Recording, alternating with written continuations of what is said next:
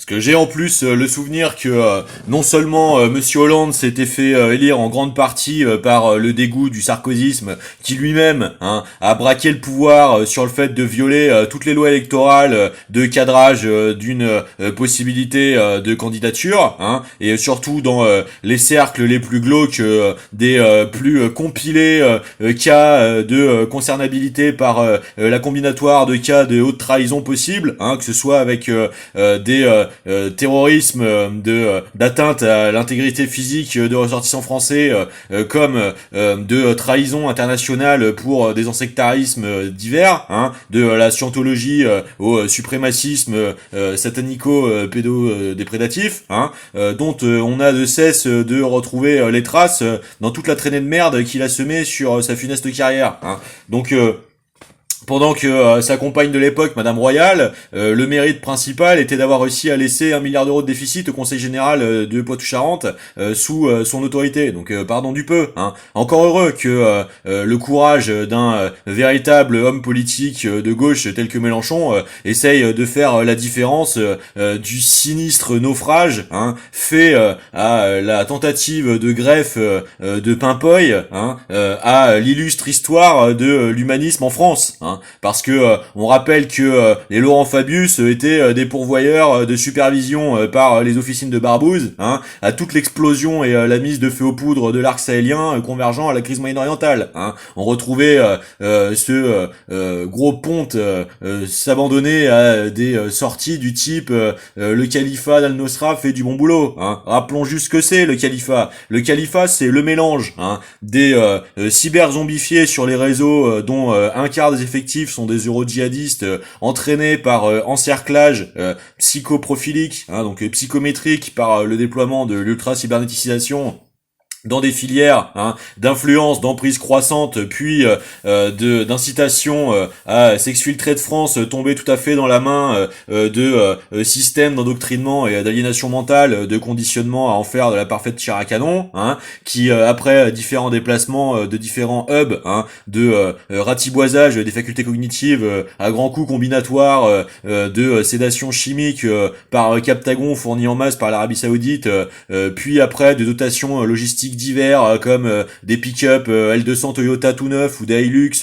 plus de l'armement se retrouvent dans des photos où les forces spéciales américaines sont identifiées à cause du fait de, malgré le porté kéfier ou foulard, se retrouvent avec les tatouages des forces spéciales sur les biceps apparents sur les photos, pas de bol, pendant que des voitures diplomatiques se retrouvent avec des cargaisons de marchandises de contrebande de troc, cartouches de clopes, etc. pour alimenter l'influence de recrutement local. Magnifique, la lutte soi-disant antiterroriste. Magnifique, les stratégies des guerres asymétriques de déstabilisation par proxy développées à West Point depuis 89. Quelle finesse, quelle élégie humaine, quelle maturité diplomatique de paradigmes économiques internationaux, de co-développement et de géodiplomatie. Magnifique, magnifique. Et tout ça pourquoi ? Parce que c'était précisément le tropisme le plus pseudo-judéophile d'une colonialité se prétendant de gauche.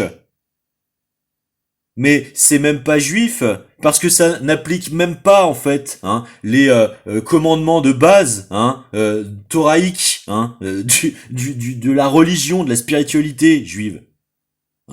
De quoi Monsieur Duhamel essaye-t-il tant donc de se faire l'ambassadeur aussi prolixe, aussi prosélyte de l'incrimination des droits fondamentaux de citoyens français et de formation politique de premier plan de la défense des droits de nos contemporains, on peut savoir qu'est-ce qui agite tant Monsieur Duhamel d'être tant prompte à pouvoir violer l'intégralité non seulement du droit constitutionnel, du droit pénal et de la loi cadre audiovisuel public, à se permettre de croire avoir à tant justifié la pratique du soi-disant interview contradictoire, alors que on voit bien que l'objectif psycholinguistique rhétoricien soutenu par un téléphore serait tenté de poindre à démontrer que oui, il y aurait sous son excellence de tentative d'emploi de la pression psychologique à faire confesser à Monsieur Bompard que il y aurait bel et bien une hiérarchie d'ordination, de sacrifices rituels, d'agitation politique, d'une violence dans la rue par la France insoumise? Ce narratif vient de Pierre-Yves Rougeron, hein. Il vient de la tentative de néonormativisation, hein, de toute une nouvelle génération, hein, d'exploitation cyber-augmentée, hein, de jeunes névropathes, hein, qui fantasment une toute-puissance de la figuration de la nécessité nationale politique française, hein, dans tout ce qu'il y a de pire de la barbouzerie, de la concupiscence perverse manipulatoire et de l'anticipation de la mise en scène de son propre culte de la personnalité. Hein. Il y a rien qui rapproche plus, hein, de tous les montages médiatiques qui ont été faits à l'aube de la Deuxième Guerre mondiale. Hein. Et c'est à la France insoumise que vous venez essayer d'aller casser les couilles, hein, tout en faisant des extensions amalgamiques sur une chaîne qui vient de perdre la moitié de ses auditeurs, hein, chiffrables véritablement, puisque dans le reste de la prétention de médiamétrie de 2 millions, hein, d'auditeurs quotidiens, hein, comment vous faites pour mesurer les postes radio connectés dans les sociétés, dans les véhicules pour affirmer de tels chiffres? On peut savoir la méthodologie de la médiamétrie.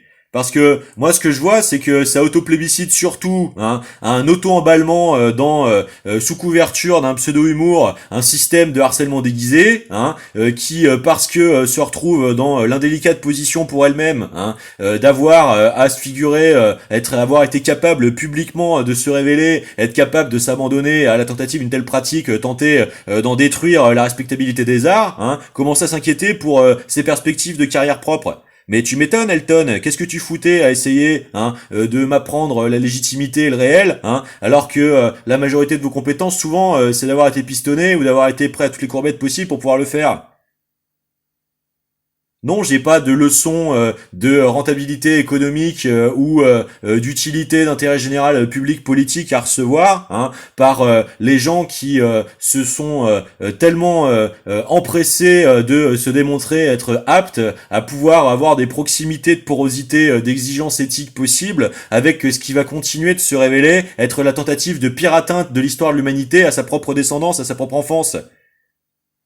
Pendant ce temps-là, hein, malgré mes choix qui m'ont coûté, hein, affectivement, hein, pratiquement depuis avant même ma majorité légale, hein, d'avoir osé essayer de jouer le jeu selon les règles, hein, de pouvoir avancer dans la vie sans la compromission de permettre un système qui allait détruire les conditions d'existence de mon prochain, hein, je me suis quand même retrouvé dans des boulots, hein, avec des rentabilités économiques hebdomadaires au-dessus des 60 000 euros. Hein. J'ai pas tellement de leçons à recevoir, hein, de l'hypertrophie égomaniaque beaucoup trop autoplébiscite, délirante, hallucinatoire, hypertrophique, faite à la tentative de se définir en nouvelle hyperclasse de beaucoup de mondanité de la culture, non. Parce que ces gens sont loin souvent d'avoir la polydisciplinarité que nous, par contre, les petites mains qui faisons la magnification de leur mise en lumière, hein, à la technique, vous voyez. Hein, il y a beaucoup plus de génie technique, hein, dans des accessoiristes, dans des ingénieurs de la vision ou des chefs opérateurs, hein, ou des chefs machinaux ou des électriciens, hein, que dans des starlettes de papier, hein, dont les seuls mérites sont de ne rien connaître ni de la philosophie, ni de l'histoire, hein, ni de la psychosystémique,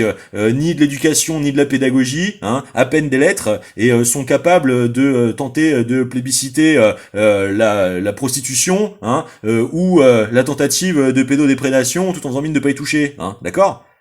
Et les conséquences géodiplomatiques derrière, on les retrouve, et c'est l'intégralité du commun qui en paye le prix, d'accord. C'est ça la réalité du monde dans lequel on est, hein. Et les commanditaires de tout ça, hein, se retrouvent à se faire exfiltrer pendant que les phalangistes prenant le relais de l'opportunisme incroyable que cela est censé procurer à la contemporanéité, hein, s'empressent d'essayer de canaliser, de réfléchir, hein, la violence, hein, d'une maltraitance permanente, pratiquement tridécennale, hein, pour essayer de développer le chaos dans un pays dont toute cette super systémique a bien été, hein, le commanditariat de tentatives de cible.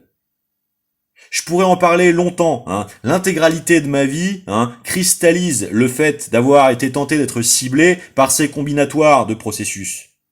Hein. Que ce soit des procès en incrimination qui n'ont rien à voir avec ma personne, que ce soit l'acharnement d'essayer de les monter en épingle et en mayonnaise par les gouvernements les plus déliquescents de l'histoire de la Ve République, qui ont tenté eux-mêmes d'intensifier la chose et qui se retrouvent confrontés à l'évidente factualité du fait que c'est bel et bien le cas, se retrouvent à avoir essayé d'entraîner toute cette gabegie générale d'effondrement éthique et moral de la vie médiatico-politique, et on voudrait l'imputer à ceux qui en ont été la cible. Mais il est grand temps que ce type de profil dégage de n'importe quelle institution que ce soit, c'est tout. Qui démontre l'incompétence de sa propre situation? Mais ceux qui en formulent la telle pauvresse d'émission, que voulez-vous que je vous dise? Vous préférez que je vous dise pauvreté? Que j'utilise un qualificatif linguistiquement valable? L'idée est la même. L'idée est la même. Ce sont des paralogismes, c'est pas de l'analyse. En quoi structure-t-on une société durablement, sainement, avec des déficiences de processus analytiques pseudologiques? Vous nous expliquez? En quoi ça peut avantager ou la médecine, ou la pédagogie, ou l'information, ou la diplomatie, ou la politique, de faire n'importe quoi avec un cerveau qui dysfonctionne? Vous nous expliquez? Bon, pendant ce temps-là, qu'est-ce qu'on faisait? On défendait les conditions de vie des pauvres, on défendait les critiques nécessaires apportées au monétarisme dans son asymétrie d'hyper-accaparation par des hypercastes qui s'en servaient à serrer les cordons de la bourse des pays. Je vous rappelle quand même la phrase historique, donnez-moi le contrôle d'une monnaie et je me ficherai bien de ceux qui en font les lois. D'un pays. Et donc... derrière, on résolvait les problèmes d'accès à une énergie bon marché dans un contexte international qui était en train de resserrer les problématiques de dépendance aux externalisations des filières d'approvisionnement logistique, avec les bascules géostratégiques en train de s'opérer. Et qu'est-ce qu'on a? On a des fantasmeurs d'une hyper surcompensation, d'une représentation de la force d'autoritarisme comme seul substantif au développement d'une force de générativité diplomatique et copartenariale, comme nécessité de devoir taire les libertés conceptuelles et innovatrices de base de l'intégralité de la société, parce que leur décompensation dissociative dans leur faux self sur cyberflatté serait censée imposer à la société le fait que leur immense et superbe personne pourvoirait à l'intégralité des possibilités, des horizons de leurs contemporains. Superbe. Il est grand temps qu'on vous descende